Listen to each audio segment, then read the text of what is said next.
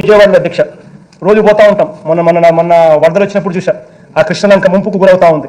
Retaining wall కట్టాల్సిన పరిస్థితి ఉంది, కానీ పరిస్థితి చూస్తే కట్టల. నాకే బాధ అనిపించింది. ముంపుకు గురవుతా ఉన్నాయి. 5 ఏళ్ళు చంద్రబాబు నాయుడు గారు ముఖ్యమంత్రిగా ఉన్నారు, కనిపించలేదు. రీటైనింగ్ వాల్ కట్టాలని, కృష్ణలంక ప్రాంతాన్ని కాపాడాలని చెప్పి ఈ రోజు తట్టలేదు. నాకే అనిపించి ఎస్టిమేట్లు తయారు చేయించి వెంటనే రీటైనింగ్ వాల్కి ఫండ్స్ శాంక్షన్ మనం చేసాం అధ్యక్ష. అర్థం చేసుకునే దానికి కూడా ఆశ్చర్యం కనిపించే విధంగా ఉండేది. ఒకసారి కృష్ణలంక వెళ్ళి అక్కడ ఒకసారి ఆ గోడ మీద నిలబడి ఒకసారి చూస్తే ఆమె అందరికీ ఆశ్చర్యం కలిగించే పరిస్థితి వస్తుంది. ఆ గోడ చూస్తే నేను మొన్న వచ్చేటప్పుడు ఆ గోడ మీద వచ్చేటప్పుడు బ్రిడ్జ్ మీద నుంచి వచ్చేటప్పుడు కృష్ణలంక ప్రాంతం అంతా వాళ్ళంతా ప్రజలందరూ వచ్చి కూడా నన్ను ఆపి కేవలం థ్యాంక్ యూ చెప్పడానికి ఆపారు.